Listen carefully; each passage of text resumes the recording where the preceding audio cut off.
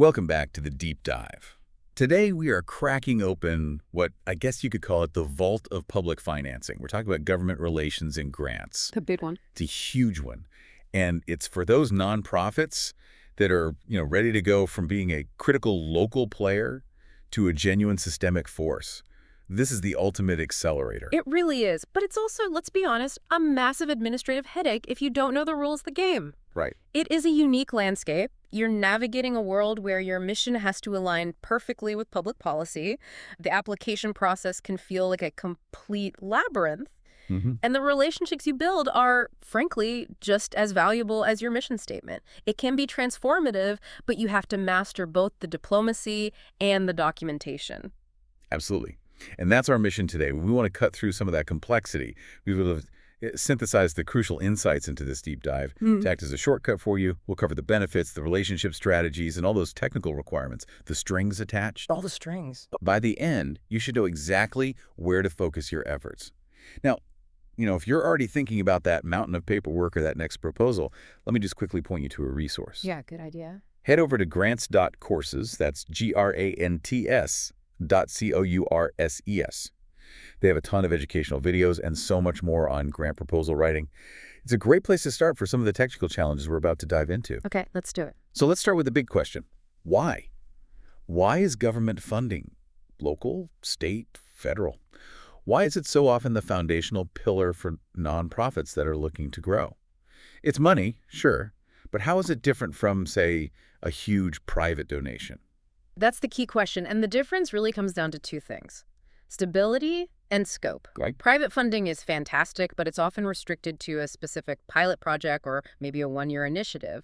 Government grants, especially the federal ones, they frequently offer long-term, multi-year contracts. So you can plan ahead. You can plan ahead. That stability is just crucial because it lets an organization make these fundamental structural investments in itself. Can you give me an example? Like, what does a structural investment actually look like in practical terms? Sure. It means you can finally move beyond a total reliance on, say, temporary contractors or seasonal staff. Oh, okay. Government funding allows you to convert maybe 3 temporary staff members into salaried full-time program directors with benefits. And that's a fundamental shift in your capacity and your institutional memory. Very few private donors are willing or even able to finance that kind of core support. So you're not just funding a project, you're funding the organization itself. Exactly. It lets you support a breadth of programs, not just one little slice of your mission. And I imagine that stability translates directly into scale, right? And accessibility. Yeah. Suddenly you can tackle a much larger, more systemic problem. Precisely. This kind of funding is critical for taking on new ambitious projects, the ones that are just too big, too expensive for smaller funders to even touch. And crucially, these funds often require that the programs are made available at a low or even no cost to the people you serve.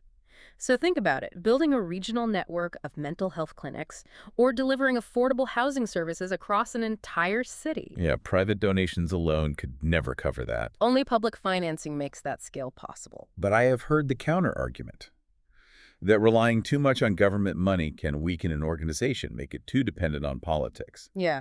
Is there a hidden benefit there that maybe mitigates that risk? There is, and it's fascinating. It's the reputational component. But what? The reputational component. Sure. Successfully managing public funds is like a massive validation stamp on your organization. The level of scrutiny on a federal award is extremely high.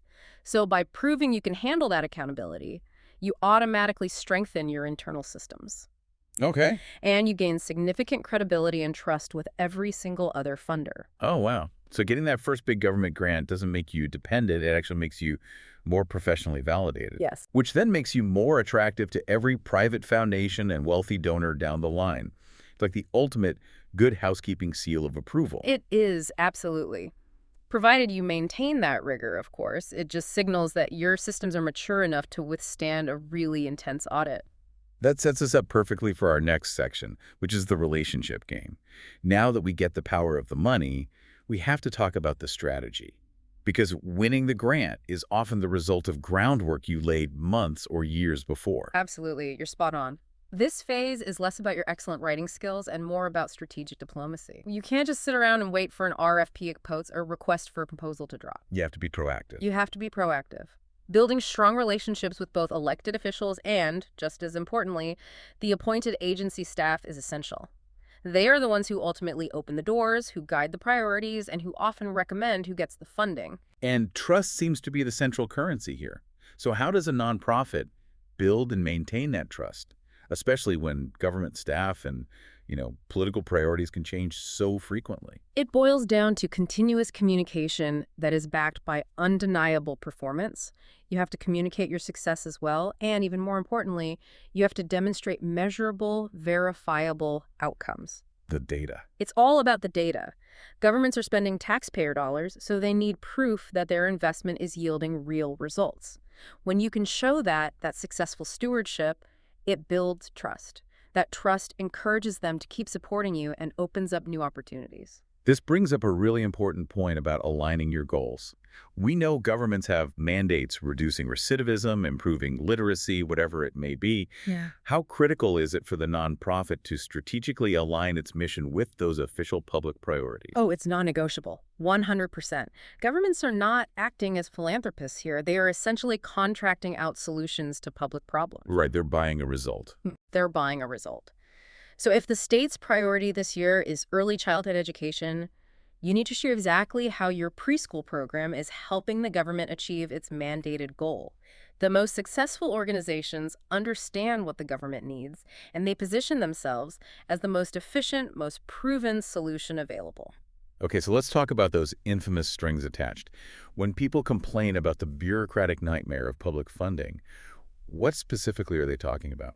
They're talking about the typically onerous accounting and reporting requirements. This is really where the rubber meets the road. Government money requires a completely different level of detail when you're tracking every single dollar and every minute of staff time. It's not like most foundation grants. But earlier you called this a hidden benefit. How on earth is that administrative burden a net positive? Because that increased rigor forces organizational maturity. It just does. If you have to meticulously track time and effort for a federal grant, proving that staff actually worked on the funded project and not some other program, Right. that level of discipline improves your entire operations financial management, your program evaluations, your administrative capacity. You have no choice but to institutionalize best practices. Wow, that's a powerful insight. So the initial compliance burden is the cost of admission, but the organizational capacity you build, stronger systems, better data, defensible finances, that's the long-term strategic prize that just makes you a better organization for everyone. Exactly. It makes your organization more resilient and, frankly, far more appealing to every other funder because you can prove your accountability. Okay, that covers strategy and internal capacity. Let's pivot now to the technical side. Once the relationships are there and you're ready for those beneficial strings, what specific knowledge and training do you need to navigate the actual systems? Our sources were really heavily focused on the federal hub. Yes, and for good reason. The Yeah. epicenter for federal grants in the U.S. is Grants.gov. Its complexity is legendary, and you have to master it because it is the gateway to billions of dollars. I remember one of our sources mentioning that the registration process alone felt like trying to fill out your taxes while standing on one leg. Why is this system so complex? Well, it's complex by necessity. It has to be. It's designed to ensure transparency, accountability, and fraud prevention for taxpayer money. It's not just about filling out a PDF anymore. Organizations need specialized training on things like SAM notarization. What's that? That's the required identity verification and registration with the system for award management. You have to know how to navigate the digital workspace, how to assign roles, complete the right forms, and make sure that final submission is perfect. So really the strategic takeaway here isn't about learning specific features like quick clicks or something. It's that the whole application process is a comprehensive test of an organization's administrative commitment. Precisely. The system is always evolving. They retired the old PDF packages years ago.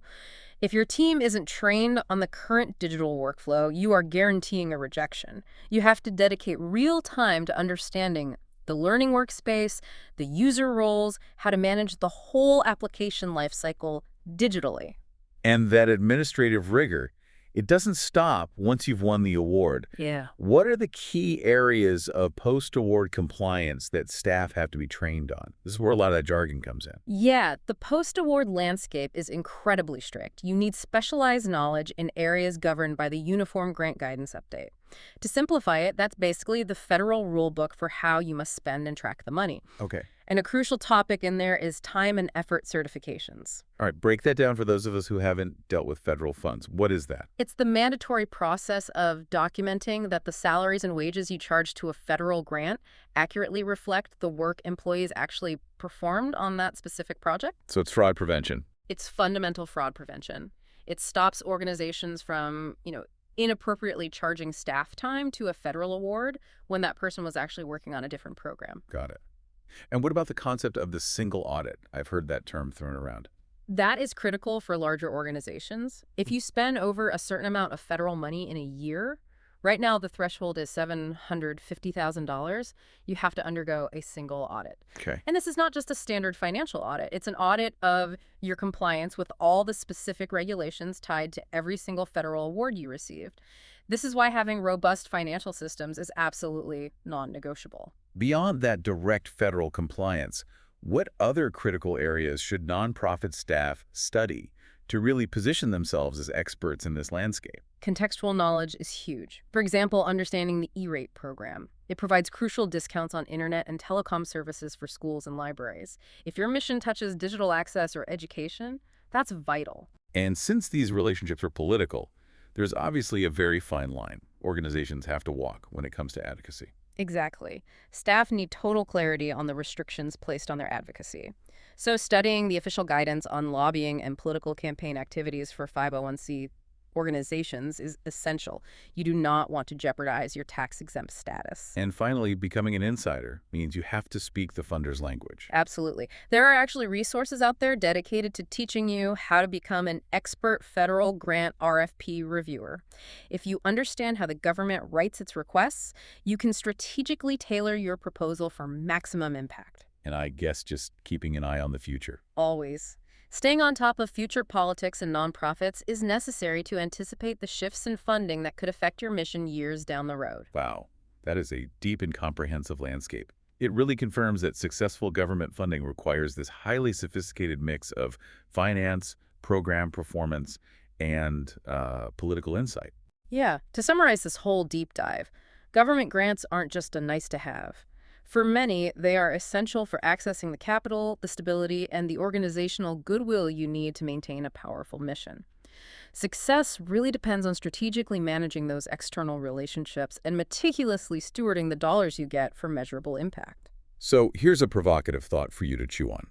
Since success requires both demonstrated outcomes and strong financial systems, and we know the compliance burden forces you to improve those systems, which area in your own organization would benefit most from increased rigor right now? Is it program evaluation or is it financial accounting? Where is the biggest gap in your operational maturity? It's a great question to reflect on. And a final reminder, if you want to deepen your understanding of this whole process and get some hands-on support navigating these complex systems, check out the educational videos and all the other resources waiting for you at Grants.Courses. That's Grants.Courses. Thanks for diving deep with us.